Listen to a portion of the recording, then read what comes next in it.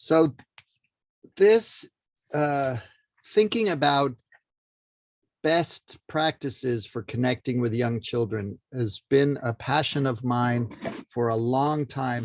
And I want to credit a practice teacher that I had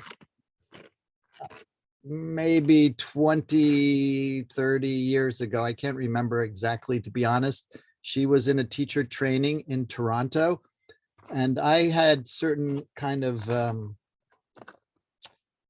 assumptions and expectations, of course, never a good idea, but I did have those about what would be presented in a teacher training before somebody arrived to do a practicum in somebody else's kindergarten.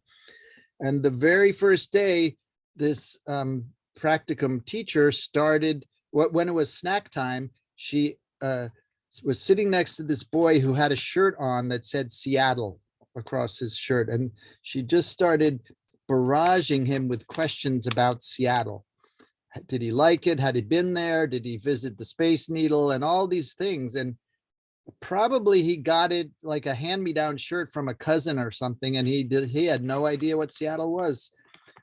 But it just it gave me kind of inspiration to really try to share ideas about ways that we could really enhance our communicating with young children instead of giving them situations that are difficult to process at best. So I've over these many years, I've kind of amalgamated, if that's a real word, I've created an amalgam between Steiner's ideas and modern thinking about child development, especially neurological development.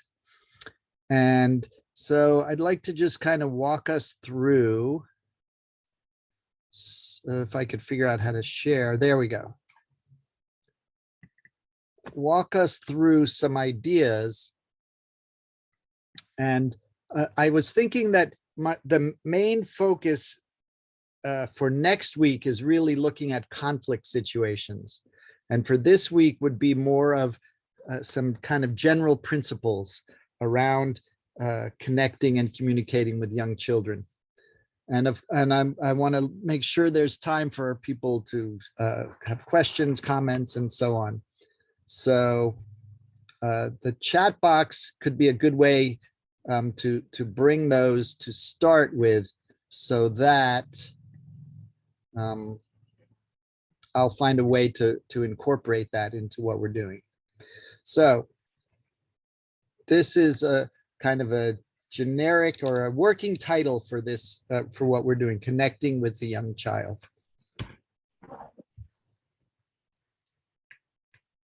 Okay, so I really focus in my thinking on these 5 principles. And I'd like to walk you all through them. These 5 principles, though, to me, inform almost everything to do with interacting with young children. First of all is understanding their physical development, especially the development of their neurology. Because as we know, their neurology is not fully developed the way ours is. And pardon me for 1 second, there it is. My plug to the internet is not on. There we go. Yeah, so neurological development is a big focus of how I think, both in terms of how the young child is developing and what capacities are made possible by that development, and perhaps even more importantly, how we interact with the young child, because we have a kind of a full palette of neurological possibilities, and the young child does not. Also, I'd really like to go a little bit into a hard to understand concept that comes from Rudolf Steiner, but I think it's essential that we try to at least grapple with the idea that that Steiner was trying to bring to us, which is that the young child is very much focused on will activities. They are very much engaged in exercising their will, and very little are they engaged in their thinking, a little bit in their feeling, but mostly it's will, it's doing. And the interesting thing to me is that any learning that anyone does at any age in their life is an activity of that person's will. So I want to talk about that just a little bit before we go on. So if you think about the human being, the ways that we can interact with the world are limited. And they're limited to, we can think about something or an experience we had. We can have feelings about that experience or about that aspect of the world, or we can do something to interact with it. And that all of that is based on our sensing it, our perceiving it. Now, those three capacities of thinking and feeling and willing, they don't all kind of appear at the same moment in someone's development. And the will, I mean, it's easy to understand what thinking is and what feeling is, but the will is a kind of a complicated subject because it's very vast. So if you are sitting in your room in front of your computer, wherever you are, and you think, okay, brain, send a message to arm so that the arm lifts up. Somehow you did that. Well, I did that. I watched you all. You didn't do it. But somehow there's this mechanism by which you can have a thought or a motivating intention, and your body does the thing. Now, how did you do that? Well, you know, maybe those of us who've studied physiology in depth could understand there's some long nerves that send electric signals from the brain to the muscles to contract or to relax in certain ways to be able to do that. But in the doing it, we have no consciousness at all. We could have the idea that we want our arm to lift up, but we really can't participate in the process of making that happen. And I find that really interesting because it's a really beautiful example of the will being something that we don't necessarily have consciousness in. Another, I think, beautiful example of the will is if you think about how the last time you took a shower, for instance, you wanted to wash your hair and you picked up the bottle of shampoo, perhaps with the same hand that you always pick it up with, and you held out the other hand to have some shampoo poured into it. Or I don't know, maybe you pour the shampoo directly onto your head from the bottle. I mean, everybody has their different ways of doing it, but I could almost guarantee you that you do it the exact same way every time. And while you're doing it, you don't really have to pay attention to doing it. I mean, maybe if you're in a shower that's not your like home shower, and you have to kind of figure out where did they put the shampoo and the water works different and so on. But when you're at your regular shower doing your washing of your hair, you're doing it on autopilot. And what that gives you the possibility of course, is your mind wandering. And you could think about amazing things. You could think about stuff you want to do with the children, or lunch that you want to have, or the bike ride you want to go on, or any number of things you could be thinking about. But you don't have to think about how do you wash your hair. Same with driving the car. You know, that when you were learning how to drive your car, you had to think, okay, this foot goes over there, that one goes over there, grab this lever with this hand and do this and put your hands here and look to that side. And you have all these kind of inner instructions that you run through. But relatively quickly, you can drive and you don't have to keep running through all those inner instructions, and you've made driving be more of a habit, more of an unconscious activity. I mean, ideally you have a lot of consciousness on the road and the pedestrians and all that stuff, but the driving of the car, you don't really have to think about anymore. And those are examples of how our will works. It's very active, but it can be completely without our consciousness involved in it. And for the young child, that's mostly how their will operates, without consciousness, without intent. They just do things. And of course, we can think about children who are what we would call ADHD, or hyperactive attention deficit and all that. But they are just a little bit more extreme than all the other children. Most, I would say all children just do things without much forethought. As they're hitting 6 years old, they're starting a little bit of planning, a little bit of sneakiness comes in. They're awakening in a certain way. But mostly for young children, their actions are done without premeditation. Their action is all there is to this will activity. Now, a different kind of will activity that I want to mention is if you were to observe in yourself something that you didn't like, some aspect of you that you would like to change, and you see that there's some habit that you have every time you walk past the refrigerator, you have to open it and see what's inside and hope that there's some chocolate cake in there or something like that, and not be able to resist it.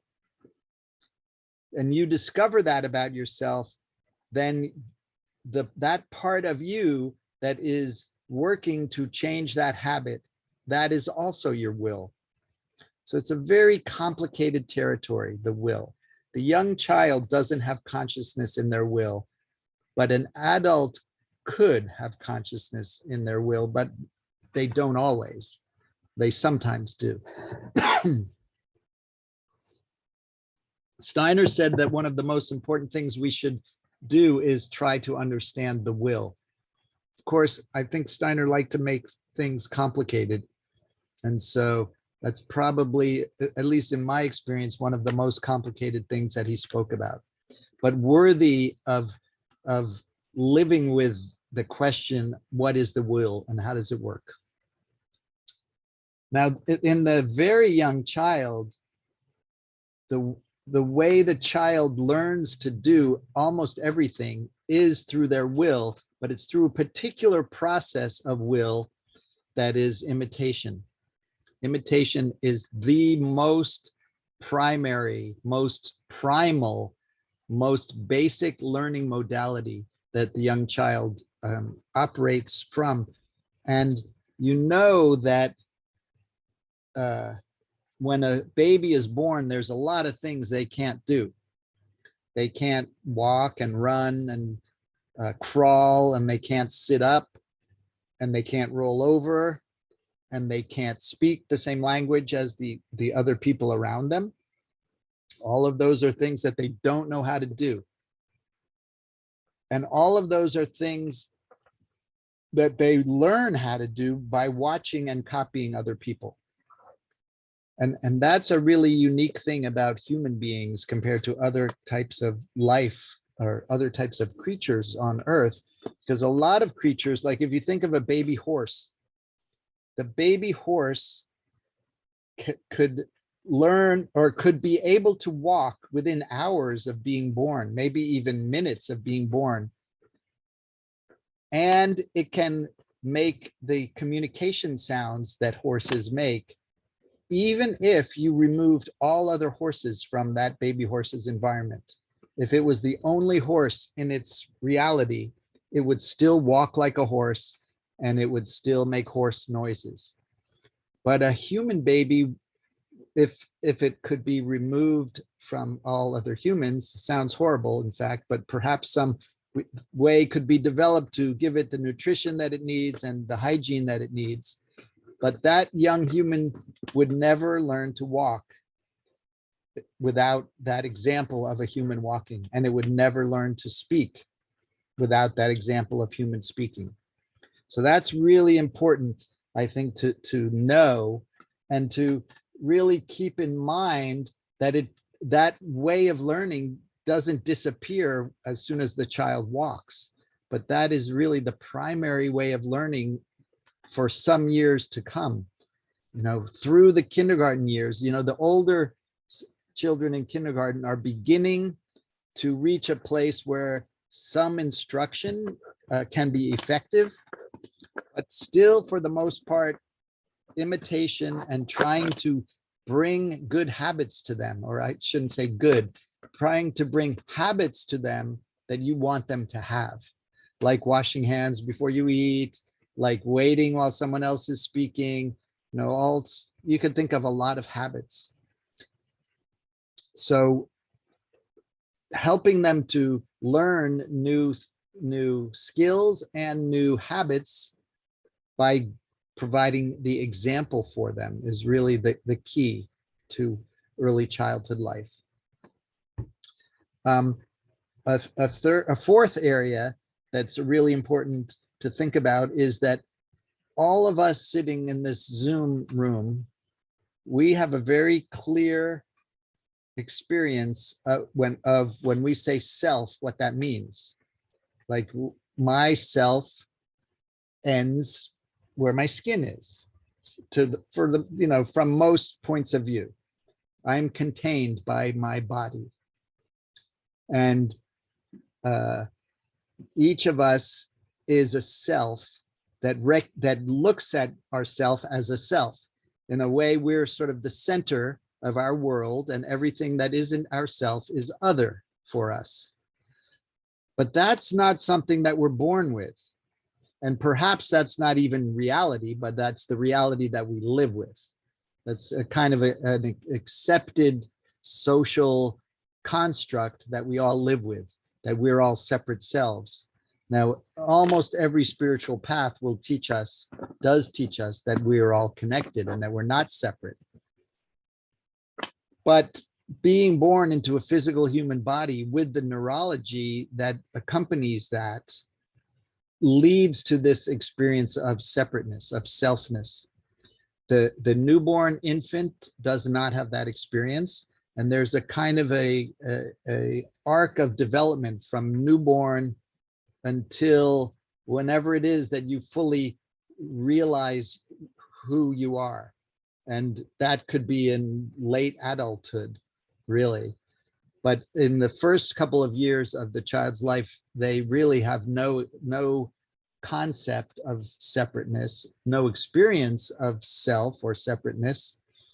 And even by the time they're in preschool and kindergarten, this is a very hazy experience for them. It's kind of like they're in a bit of a dream. Sometimes they kind of get this separateness experience, and sometimes they're just in their experiences, in their sense experiences, and don't have a separation from that.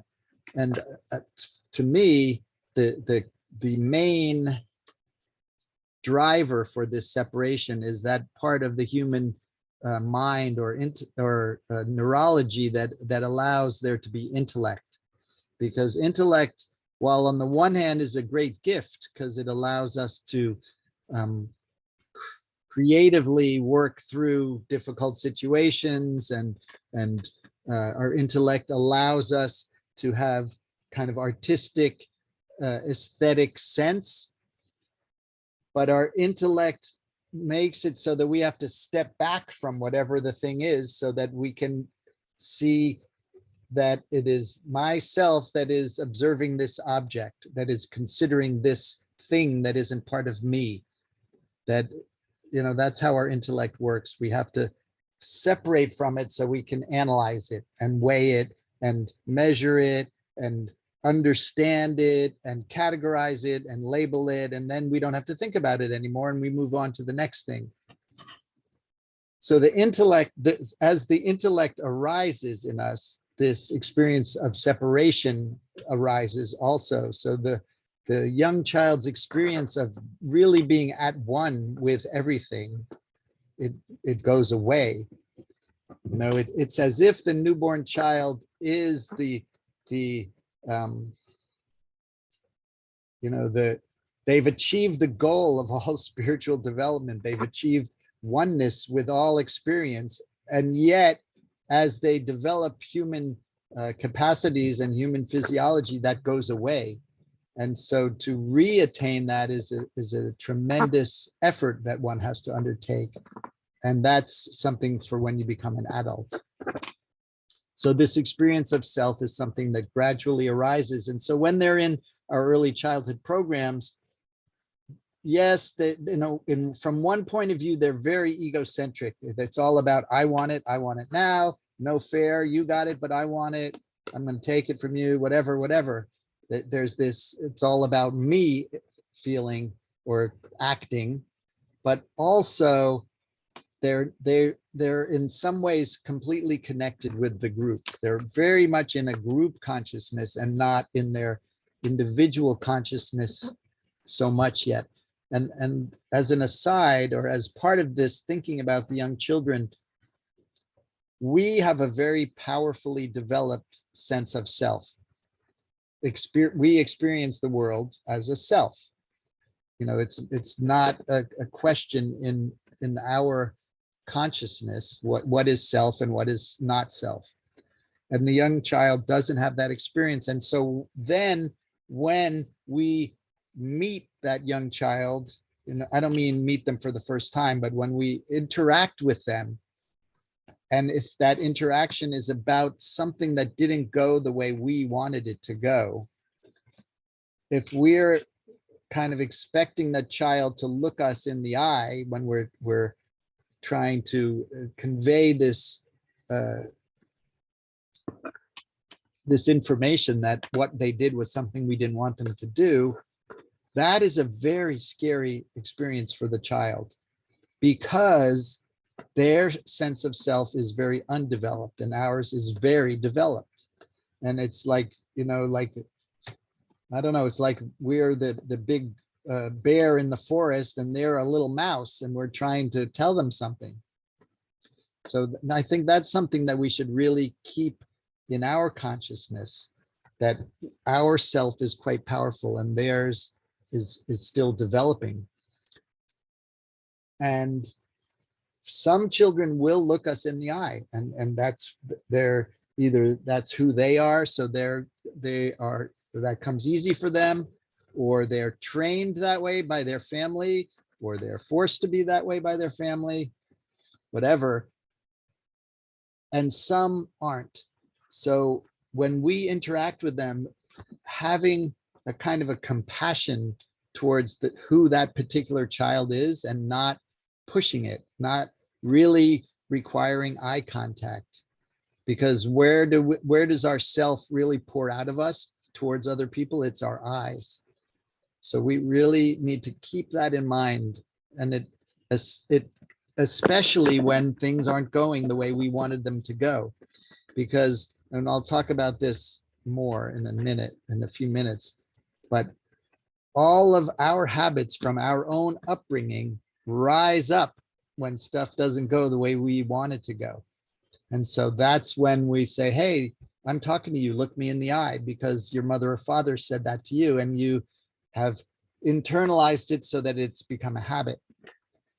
And I really remember one time when my girls were quite young and something didn't go the way I wanted it to go. And I don't even remember the exact thing that I said, but I remember as soon as I said it, I thought, wow, that's weird.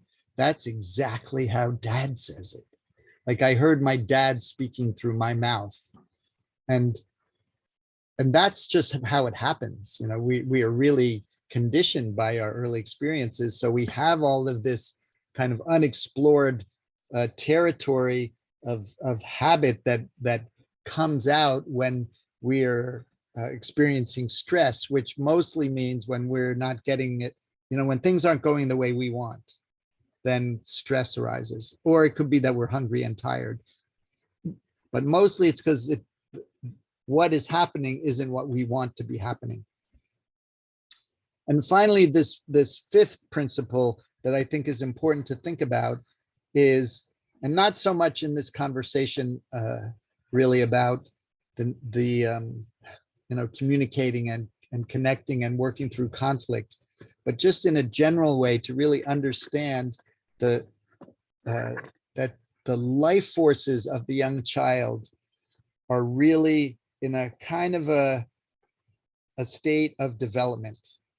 So, it's clear when somebody is born, what we all mean by that is that they were delivered out of their mother.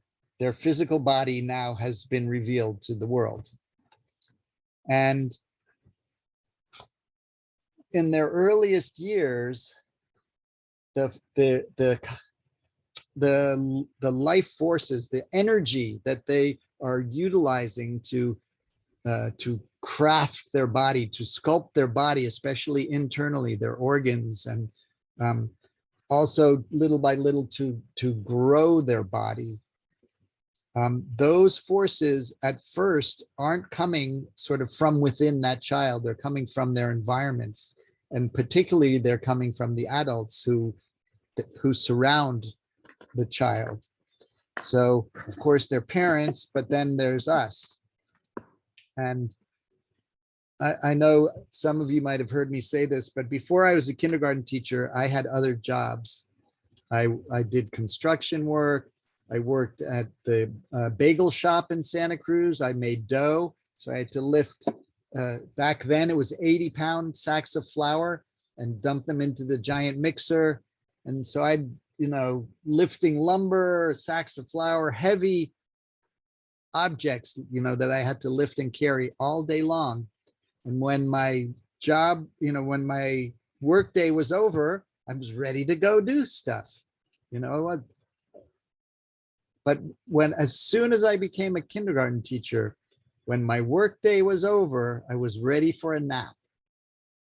And I think that the reason is that the children are kind of devouring your life energy when you're with them, because it takes a while for them to kind of create their own little bubble of this life energy, or prana or chi, whatever word you like to use. So we are there, they feed off of us, you could say. So we have to do things that allow them to use those forces, but also particularly to allow those forces to be active in certain ways in the child, rather than divert those forces to activities that could take away from what is really the primary necessity. So, and you can see this, you don't have to be some kind of clairvoyant person to be able to see how the life energy is working. You can see it with your eyes. Anybody can. And in the first couple of years of a child's life, you see that their head is quite large. And you can infer from that, rightfully, that there is a tremendous amount of activity happening in their head, in the brain, in the processing, or the developing the neurology to process sense experiences, that the whole nervous sensory system is in a tremendous stage of development in the first couple of years of life. And you see that in the way that that child has such a kind of disproportionately large head. And what that is telling you is that that's where the life forces, the etheric forces, are most active. And then in sort of the middle realm of early childhood, so from mid 2-year-olds to almost 5-year-olds, you see that they suddenly have a growth in their trunk area. It's like the trunk now is more proportional with the head. And what is happening during that middle phase of early childhood is that the organs in that middle section, in that trunk, are having a tremendous growth spurt. And not only in the size of those organs, but also in how the organs function. They're developing they're enhancing their functionality, and they're developing their rhythmic relationship to each other, the organs are. And that's a really important phase or activity for a human being to develop the organs and then to, you could say, to rhythmicize your own organs. And finally, in the last phase of early childhood, you can see that the life forces are most active in the, well, in the limbs is where it's quite obvious, but you can also infer from that that the metabolic system, the digestive system, how substance that is taken in through the mouth is processed, and the parts that your body wants to keep are sent off to the blood and to storage in other areas, and the parts that you don't want are sent off to the recycling and disposal systems of the body. So allowing those life forces to be active in those areas is a crucially important thing for the young child, because you don't get to redo it. You don't get to go back and fix your organs because they didn't have kind of full access to the life forces, because these life forces are the very same forces that get transformed into thinking as the child gets a bit older. You know, it's almost like these forces are the intelligence of the universe or of the cosmos or something. And at first, this intelligence is working on building the body. And as that is little by little maturing, those forces are becoming freed up for other activities, such as thinking, such as memory in new ways. Now, as an aside, in our school, when we're thinking about if somebody is ready for first grade, what we're really considering is, have the life forces been freed up to do these activities of thinking and memory in new ways? That's really the question of if somebody's ready for first grade or not. So let's see.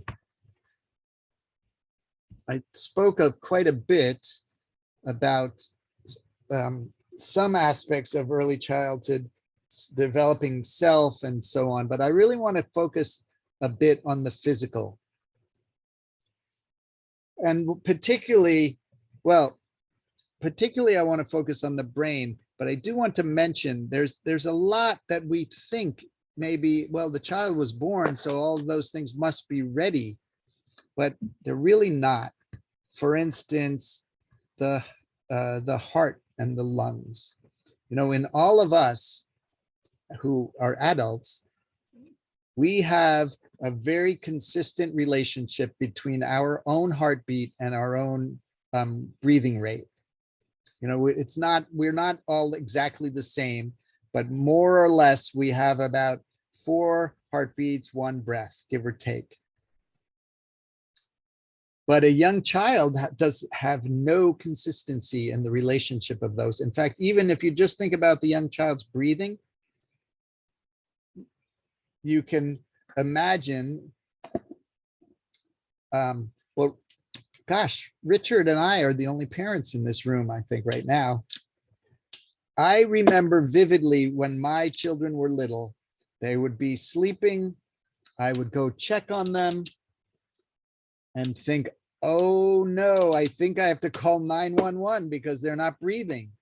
And then a few seconds later, they breathe out and then breathe in again. And it's because their breathing hasn't really established a solid rhythm yet. You know, they're on the way towards developing rhythm, but it's not there yet. And I'm talking about physical, organic rhythms. And the same thing with the relationship of the liver and the gall. Like for an adult, the liver is kind of awake for 12 hours doing its job, and then it goes to sleep, and the gallbladder wakes up for the next 12 hours, and they kind of tag team throughout life. And if things aren't going right, then you wake up at 3 in the morning and you think, or you could think, is something wrong with my liver? I should check that out. An interesting thing about the physiology, even in the eyes, the muscle in the eye that we use for tracking and focusing So if you leave your head still, but follow across a line of text, your eye has to refocus because the distance between you and that text isn't exactly the same across the page. So you have to focus, and that focus is done through a muscle, and that muscle isn't mature until you're 8 years old. So there's a lot of things like that in the physical body. And what I really want to focus on is the brain. And in particular, there's a one way of thinking about the brain is that there's 3 main systems in the human brain. And this way of thinking is called the triune brain, the 3-part brain. And it was developed, this thinking was developed by a man named Paul MacLean at National Institutes of Health in the US. And the idea is that there's this functional system in the brain that's especially the brain stem, the core parts of our brain, which are the most ancient parts of the brain evolutionarily. That's generally called the reptile brain. And that part of our brain, or those parts of our brain, work together to help us survive. Those parts of the brain have to do with should we fight? Should we freeze? Should we run away? And those parts of the brain that determine this are really fast. It's the quickest signal processing part of our neurology, is this part of our brain. It's the part of your brain that if you weren't paying attention and somebody threw a ball at you or towards you and it was heading towards your face and you saw it out of the corner of your eye, you would be able to block it away because that part of your brain works so fast.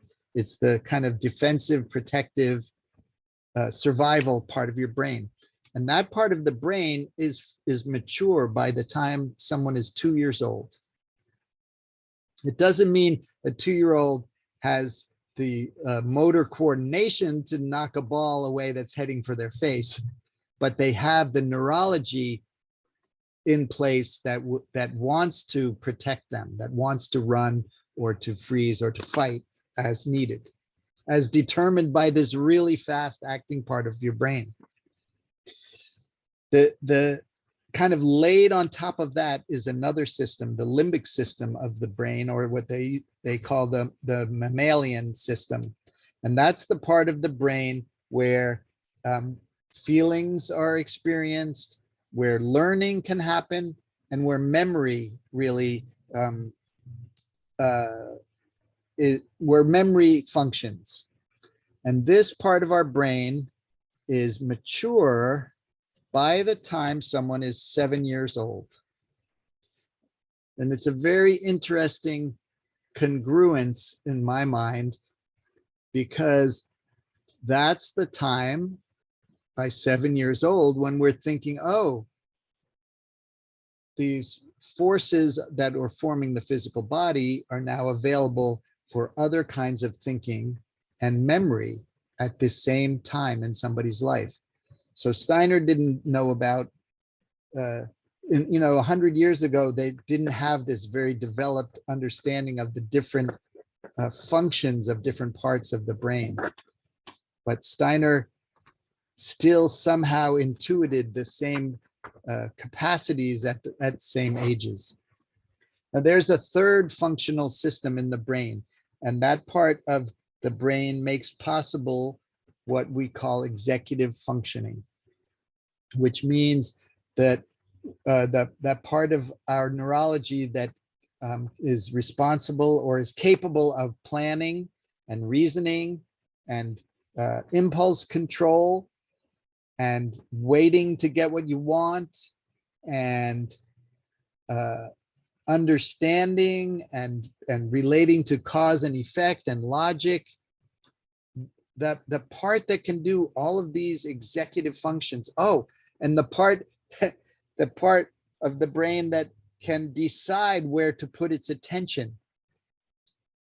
All of that is a very developed human capacity. And that part of the brain is the part right behind your forehead. The prefrontal cortex is where all of that lives or is. And that part of your brain isn't fully developed until you are in your later 20s. So a young child has like a very immature version of that, but they are not capable of executive functioning. They are not capable of putting their attention where they choose. They are not capable of putting their attention where you want them to put their attention. It's just not neurologically possible yet. Their understanding, reasoning, all of that is not possible yet. And I think this is a crucial thing that we all need to remember at all times with young children. Their neurology does not yet make it possible for things that we take for granted.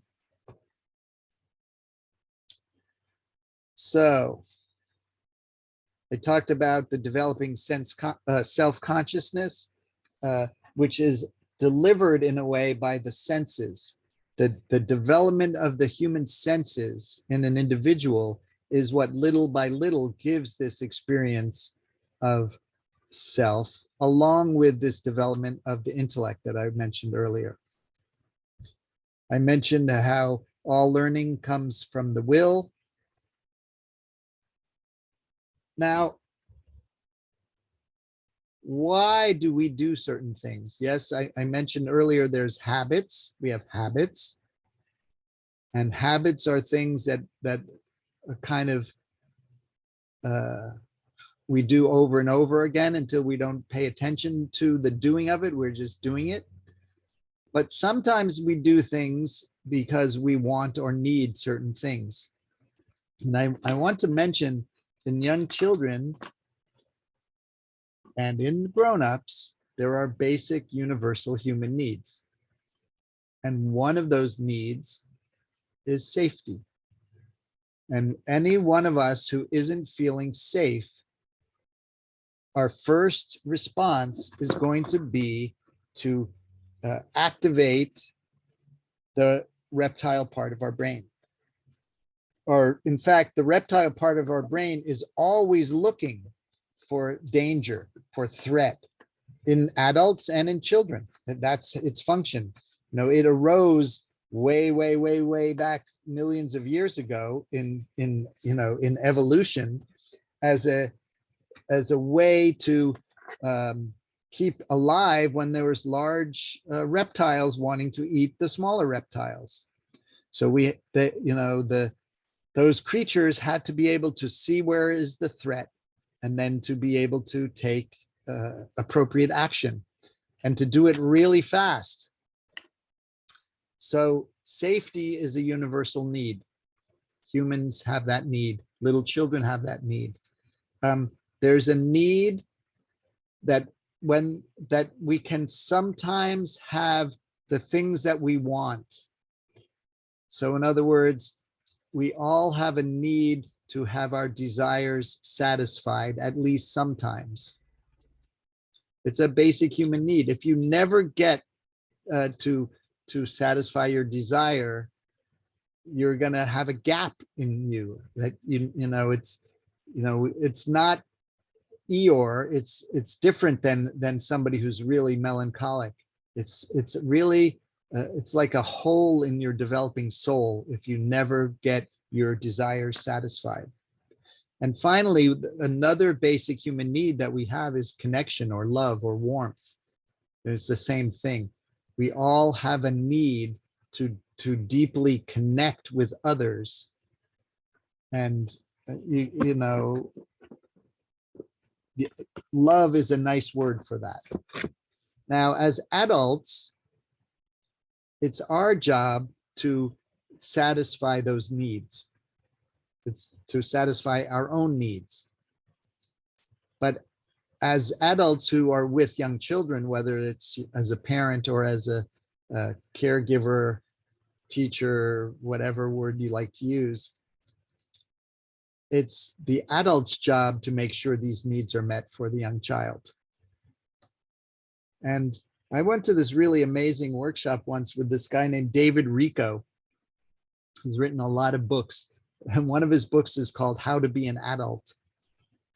It's a good instruction manual.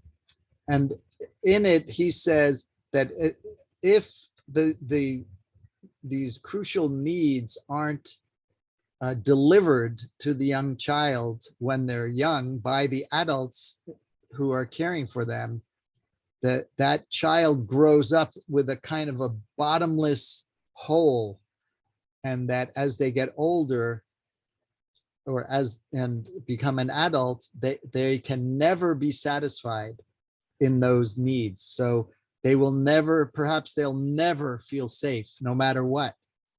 So they try to super control their environment. They're, extremely cautious, won't try new things, won't go down an airplane, who knows what. Or no matter how much love and warmth you feel like you are giving to someone, it will never be enough for someone who has a hole in their soul. So that's that we're trying to prevent that from happening by fulfilling the needs of the young children.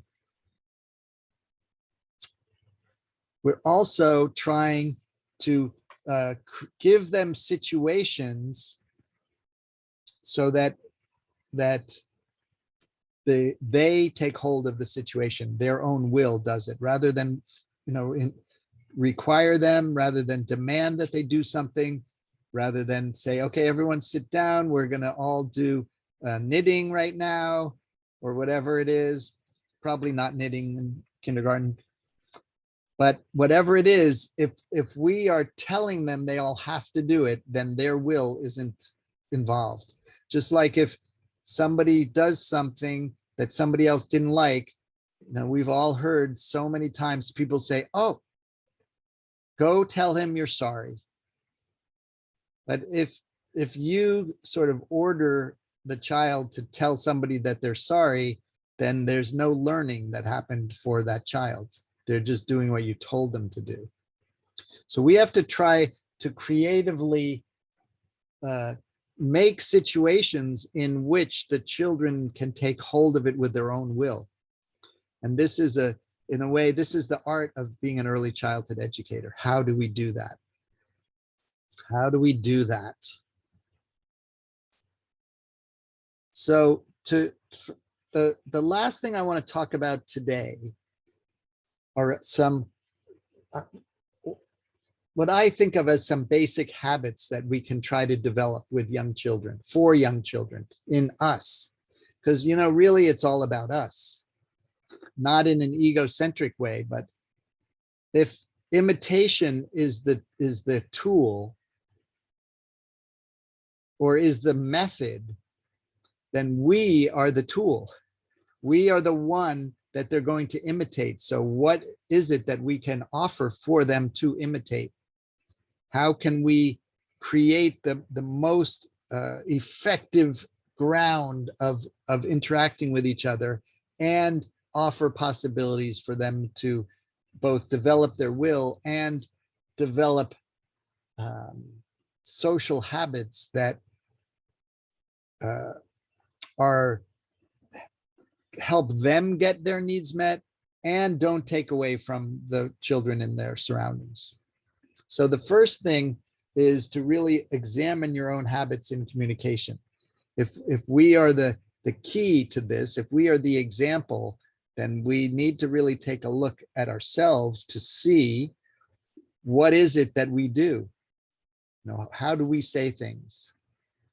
So one thing I notice is that a lot of adults speak quite fast. I'm speaking quite fast tonight, but I'm speaking to adults. I do have when I'm with the children, I definitely slow down the way I speak, but I don't change the sound of my speaking. I don't put on like a cutesy voice or something, but I definitely slow down my speaking. If we speak too quickly, the children can't process all of the words that are spoken. I read this study one time and I forget the numbers. It's in my book, but I'll just make up the numbers for now. Adults in the US tend, on average, speak 200 words a minute, but the ability of young children to process English spoken language is about 60 words per minute. So just to think about how fast are we speaking? Where it goes hand in hand with that is how much are we speaking? We speak way more than is needed. And the way, as I mentioned to start out, adults live in, especially in the world of thinking, and also a lot in the realm of feeling. But little children live in the realm of doing.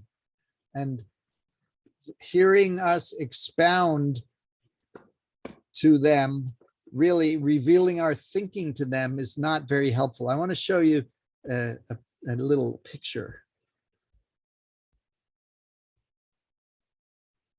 I love this. This is a little child who is talking to the parents. And this little child says, "You just go in the other room because my dolly went to bed without a cookie that was under the couch. And then I ate it so I can play with my friend Carla because she's a bad girl, but she can play with my toys. And you go to work and I have chicken for lunch. So you made me very mad." So you can imagine what happened for the years leading up to this moment. The child is just imitating the way the parent speaks. The child probably doesn't quite know what is being said because at least to me, it doesn't make that much sense. But it's because we speak a lot. That's what we do. We talk and talk and talk and talk. And it's not helpful. And my suggestion is, especially if there's something that you need to get across to the child, like perhaps you don't want the child to eat the cookie that they found under the couch, or whatever little piece of this that you can suss out of it. I think if you can say it in 12 words or less, you're doing pretty well.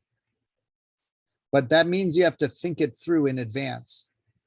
Then that means before you speak, you have to have a plan.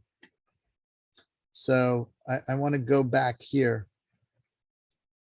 You have to have a plan. And so I like this mantra that I found, and I really wish I had made it up, but I didn't. But the mantra is WAIT, W-A-I-T. And where I found it in somebody else's blog, they said that WAIT is an acronym for why am I talking? And that, to me, that connects with another thing, which is we often intervene before we even give the children a chance to work it out on their own. Now, of course, we need to keep them safe from physical harm, and we need to keep them safe from emotional harm. But we also need to let them try to work things out for themselves, or they will never learn. Because one of the things about play, and we have a play-based program, play is a way to explore the social world and out of your own effort, find ways that you can be with other human beings. Our job is to make sure that everyone is safe in those interactions. It's not Lord of the Flies. We are the sort of overseers of those situations so that everybody is physically safe, emotionally safe. Now, this is where there's a difficult territory because we have to be aware of our own fears, our own anxieties, and our own worries, and not share those with the children. This has been, especially in this time of COVID, an opportunity to practice that. Just to be rather than to be anxious. So speak less, speak slowly. Those are really two important things. And as I mentioned, the 12-word idea. Now, I also said wait could stand for why am I talking? So do I really need to intervene in this situation? But I think that wait can also mean what am I thinking? Which, and if you use that mantra or that acronym as what am I thinking, that means before you open your mouth, you have to think, so that when you open your mouth, it's not some kind of habitual or reactive phrase or something that your parents said when you were little, but that you really are present to the situation, are present to the state of development of the person standing in front of you, and you narrowed it down to just a very few words, and then you can open your mouth and say the thing. Now, I often use this example. So-and-so has this really fun object in kindergarten, whatever it is, the little wooden rabbit that looks like it's running. And someone else sees that object in the hands of another child and desires it, and walks across the room and grabs hold of the little rabbit and pulls it away from the child, inadvertently knocking that child over and walking away with it gleefully. I have the thing that I wanted. And so I'll give you an example of the 12-word methodology. It's her turn now, and you can have a turn next. 11 words. You don't have to say not one single more word. You can hold out your hand so that the child who ended up with the toy can put it in your hand, and you can give it back to the child. And of course, it's important that in the course of that playtime, you make sure that that child who really wanted it, who did go over and take it, gets a chance with that object. But you don't have to have any more discussion than that. It's her turn now, and you can have a turn next. And you might have to have that phrase, you might have to use that phrase 3 times with that particular set of 2 children, or 30 times, or 300 times, or it might be, the last week of kindergarten, when finally the one walks over towards the other, and the first child holds on to the rabbit and moves it out of sight and says, it's my turn now, and you can have a turn next. Could take months, it could take weeks, it could be really quickly. Or the child who wants the thing walks over and says, can I have a turn with that? So you didn't tell them what to say, but you are giving them this very short phrase that you're happy that they're imitating you. You're in fact intending for them to imitate you, but you don't tell them, okay, go over there and say what I said. And it's what I said before about please or thank you. When you order them to say those things, they don't learn to say those things. But if you use those phrases over and over and over again, the child who comes over to you, who finished their bowl of food and they want more, so they hold out their bowl to you and say more, or I want more, or whatever it is, or just hold their bowl. What I like to do is start scooping them more food and say, can I have some more, please? Not waiting for them to say it. I just say it for them. Just say it for them, and eventually they'll start to do it. And it really works. It's not magic. It's not rocket science, but it really works. So that's this idea of giving them something to imitate. When we say something, I think it's important that we mean it. And we all know there's a lot of children who have experienced that the boundaries that they receive in their world aren't very solid. And as you can see that some children who whine a lot, you could guess that they're experiencing that boundaries are a kind of a gray area, that if somebody says no, but if you whine enough, they'll probably say yes eventually, because whining works. And the reason somebody whines is because it works. But it only works because of the dynamic between the two people, between that particular child and that particular adult. And so a child who's used to being able to turn a no into a yes, sometimes there's a transitional difficulty time when they come to us, when they see, oh, actually no does mean no.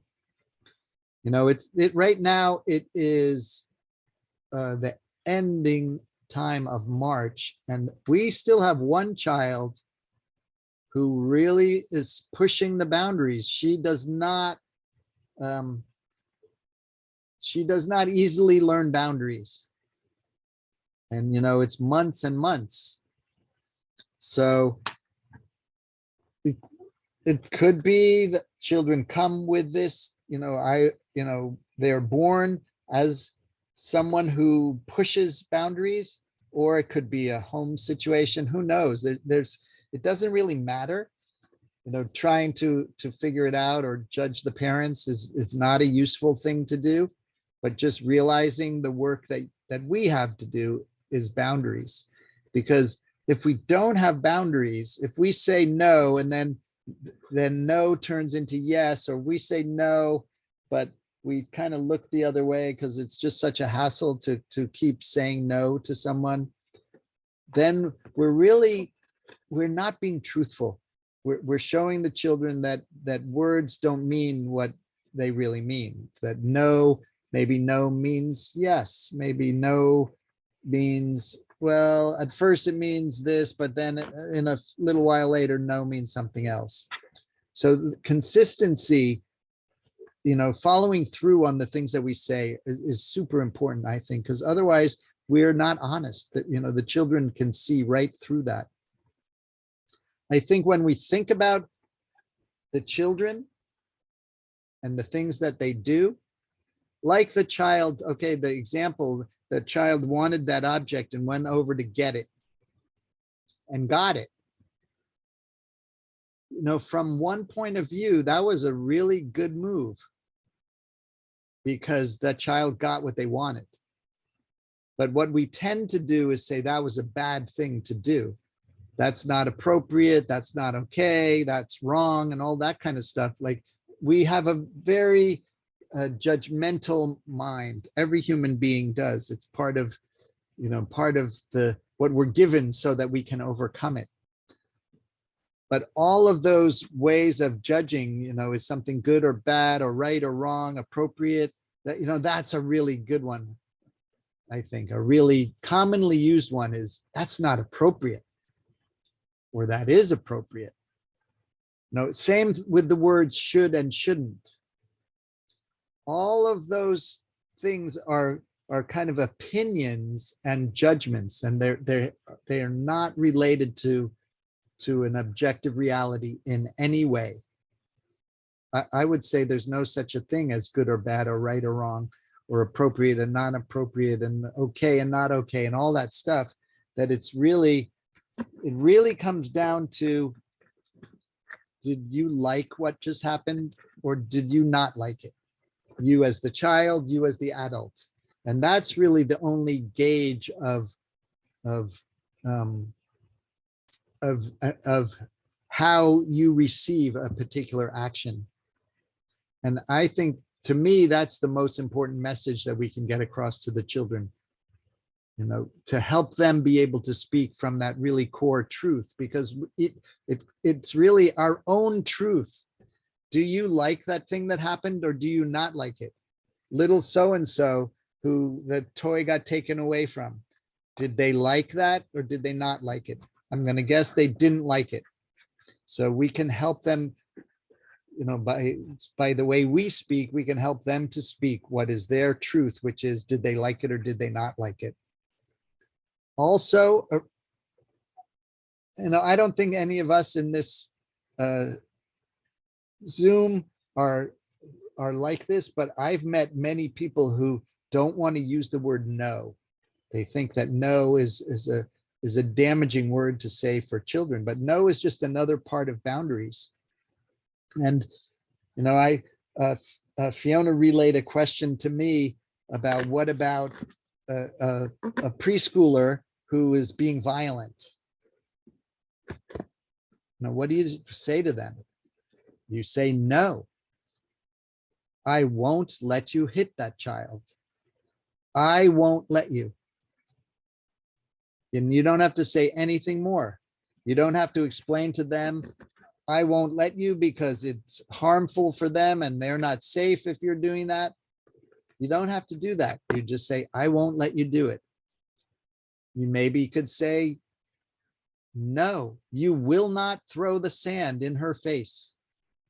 I mean, that's our job, to be the boundaries. And in kindergarten, they have a little more neurological development, and you can say, slightly different phrases and give them a dozen words. And in preschool, it's really about the boundary, the solid boundary of that it's the boundary of safety, but you don't have to say that to them. You say, no, I won't let you do that. And you might have to do that dozens of times. It's just like, the little child, the 2-year-old who wants to bite you. So many times I've had parents ask me, well, my child wants to bite me. Like, well, you actually can prevent them from biting you. You're a grown-up and they are 2 years old. So be the boundary and don't harm them. Don't knock them over, and don't, yank their arm out of the socket, but no, you will not bite me. We need to do that. And children are just trying things out. Now, this is the thing, really, that maybe this is a good place to kind of stop for this evening. If you think about it, the children have this job, and their job is to explore the world. And how they do that is by doing stuff. Pick it up, open this door, see what's inside there. At a certain age, they want to stick it in their mouth to see what it's made out of. But later on, they just want to try it out, bang it, kick it, throw it, whatever. That's their job. Now, our perspective is that there's certain things that need to be treated certain ways, and other things can be treated in other kinds of ways. So there's certain things that shouldn't be thrown and kicked and banged, and certain things that can be. But the little children don't know that. They actually don't know anything. They're just exploring and trying stuff out. So same with the child who takes a toy that they want from someone else. They're just exploring and following their desires. So what happens is, though, we could get triggered. And once an adult, let's stop for a second. An untriggered adult has access to their own prefrontal cortex. An untriggered adult is able to think of sensible or effective solutions to a difficult situation, is able to reason through a situation and come up with a solution if we're not triggered. But if we're triggered, if we have succumbed to our built-in reaction patterns and habits, then our prefrontal cortex is kind of put in the waiting room, put somewhere else where it's not accessible, and we have fallen into being a creature of our own habit. Our reaction pattern is a habit. So now, mostly our reaction pattern could be that we are like I think of it as one type of reaction pattern is you're a big, loud, growling bear, even if you don't bite or scratch, but it's like that energy of roar. Another kind of reaction pattern that we have is, "Oh, I can't take it anymore." That just melt down and sort of just disappear. Like you go so far inward that you're not present to deal with the situation. So the kind of the arc is from the aggressive outer growling reaction to the inner kind of just losing it inwardly reaction. But either one of those experiences for the other person in the equation, so the child who took the toy, who then you growl at, or the child who was going to throw sand at the other child, as soon as you are in your reactive mode, even if it's just inner, and you're not yelling, you're not growling outwardly, but it's just an inner, oh my gosh, this child shouldn't have done that. As soon as you get to that inner judgmental stuff, then the child has to go to fight or flight.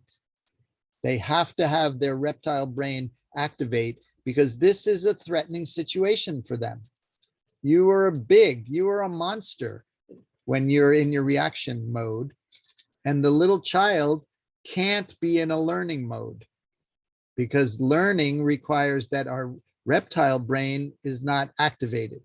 Learning requires that the limbic system be present for learning. But when we become that reactionary creature, they can't be in learning mode. And I think this is really important because even when we think inside us, good, bad, right, wrong, should, shouldn't, appropriate, not appropriate, that we've become the monster inwardly. We're judging someone else.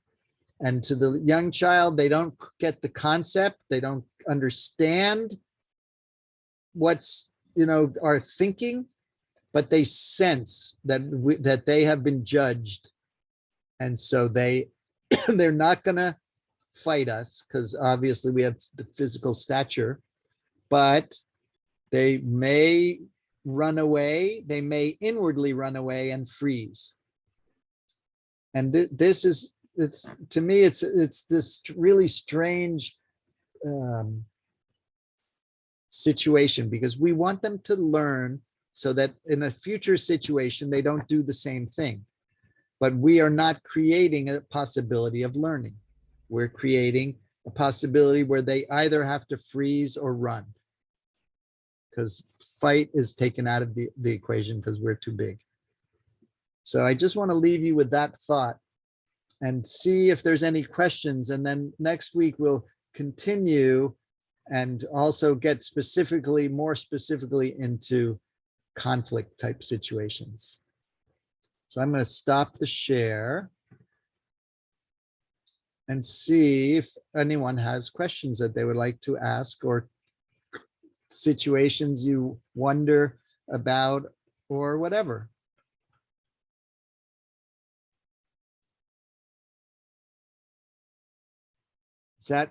Are you waving, Dexter, or you want to say something? I have a question. My question is a question on language. I learned from teachers at San Francisco Waller School mostly the language of using like we don't hit. And I noticed that you very much are in the camp of I don't want you to hit. Okay, I'll tell you why. When we would say it, we don't hit, is right after somebody hit. So it's actually not true. That somebody did just hit. So I think, well, I don't want people to hit, but somebody hit. So we do hit.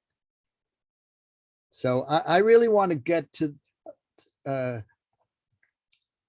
truth, to really clear truth, few words. There's another, since you bring up some like Waldorf isms, I want to bring up two other Waldorf isms that I wonder about. And one is when people say, oh, let's say you're eating lunch and so jumps up because you're not done yet. And you want everyone to stay till everyone's done, but they're done and they're done sitting with you. So up they jump. And I've heard so many times people, not necessarily us at our school, but people say, oh, you may sit down now. And that you may is a weird way to use language to me, because the word may kind of implies options.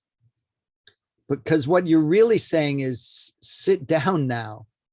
But we say it in this sort of, I don't know, trying to make it be nicey nice. You may sit down now. When what we really are saying is, I need you to sit down. So that's one Waldorfism I have issue with. And another one that I have issue with is when we as the adults, and I've seen this in lots of Waldorf schools, when we tell the children that they're the friends. I mean, they are friends with each other, but it's not like we're trying to be their friends. We want to be friendly with them. Yes, we absolutely want to be friendly with them, but we want to have a different relationship to them than friends. We want to be their guide or their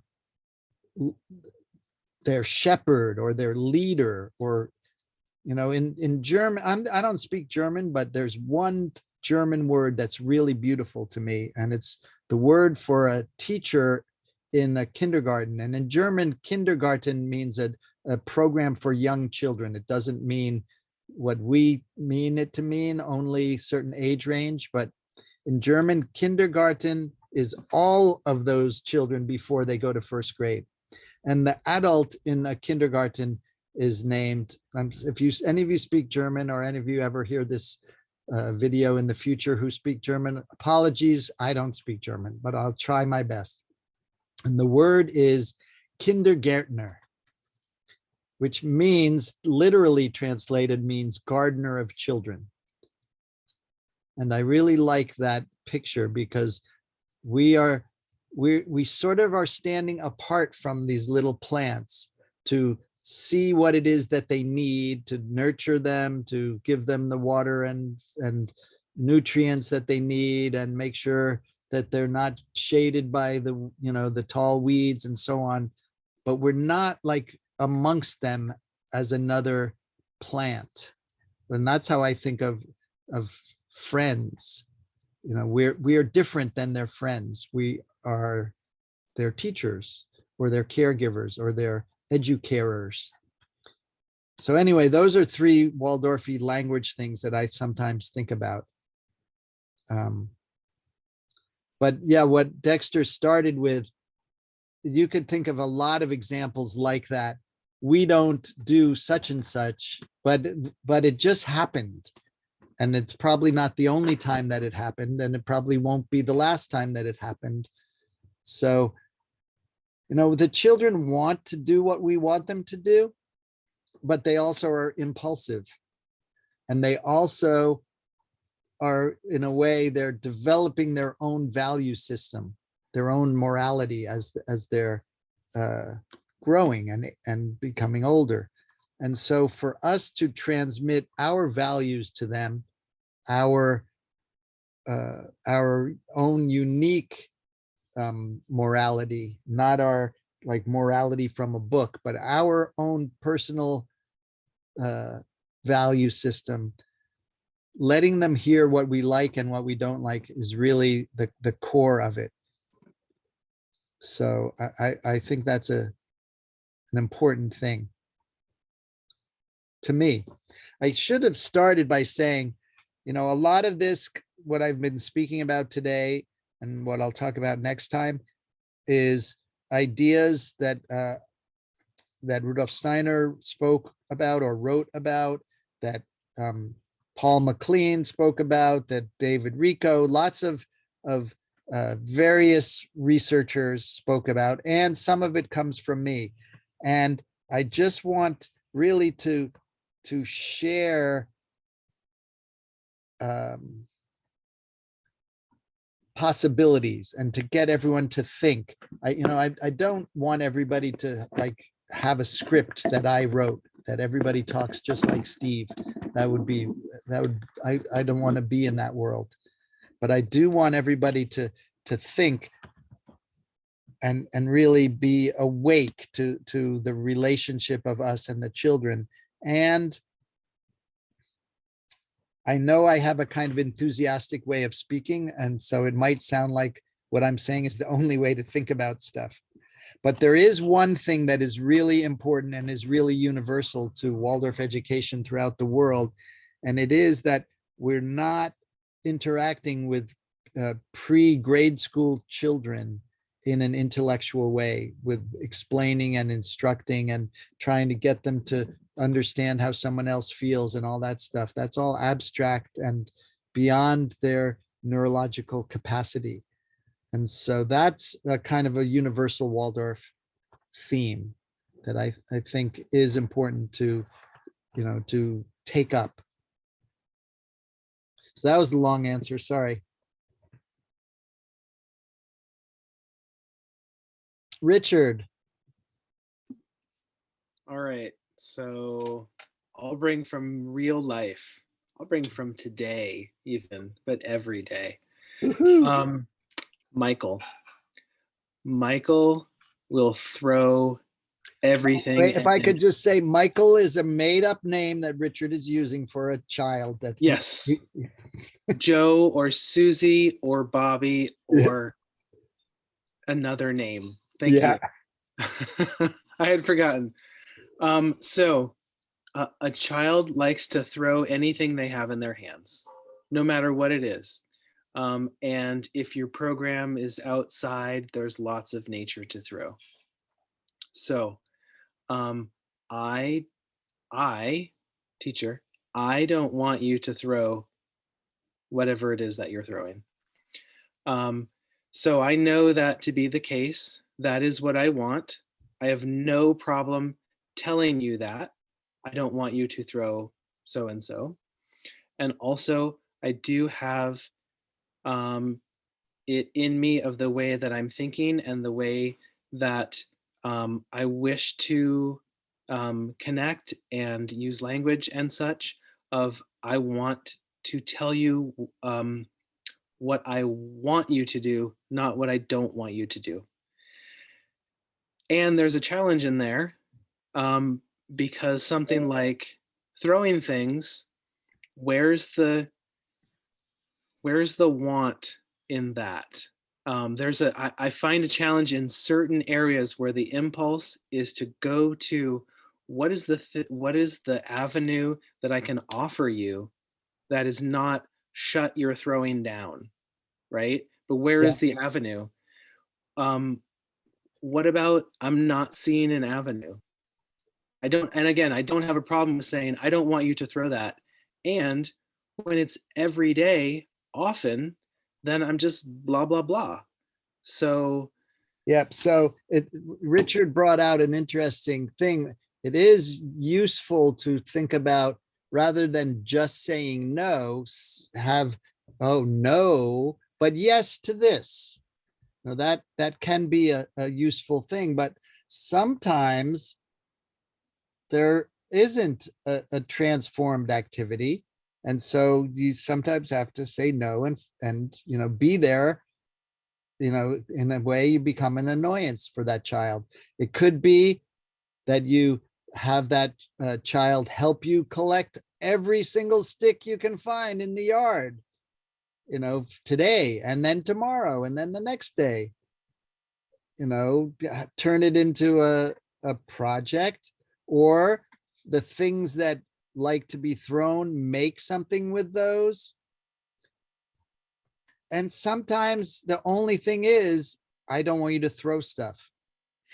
Actually, I should say, I don't want stuff to be thrown. It's sometimes if it really does matter how you say it, what words you use, because children maybe don't quite get the subtlety of what you're really meaning. Because if you include the word you in this thing that you're saying, they could think that it's in a way a judgment on them. So instead of saying, I don't want you to throw this stuff, I don't want throwing. There will be no more throwing. You will stop throwing. If, it depends what level of intensity is needed. We have throwers also, and sometimes there's appropriate, sometimes there's times that they can throw things and it doesn't matter. So set up those throwing times and spaces. Yeah. The Redwood Grove has options for throwing things that they could be away from other children. And, we have children that throw, and I'm constantly working to have them throw less. And the other day, a large piece of wood was thrown and hit another child right in the back. And luckily, the child that was hit in the back I don't know if it was even noticed, but it could have been a different child who really would have noticed, a thinner skinned child, so to speak. So it's sometimes you just have to keep doing it. And sometimes, sometimes a thing that really miraculously works. On one hand, you could think, oh boy, this is so annoying. This child, I'm really trying to get him to stop doing this thing, and he keeps doing it. And I don't know what to do about this.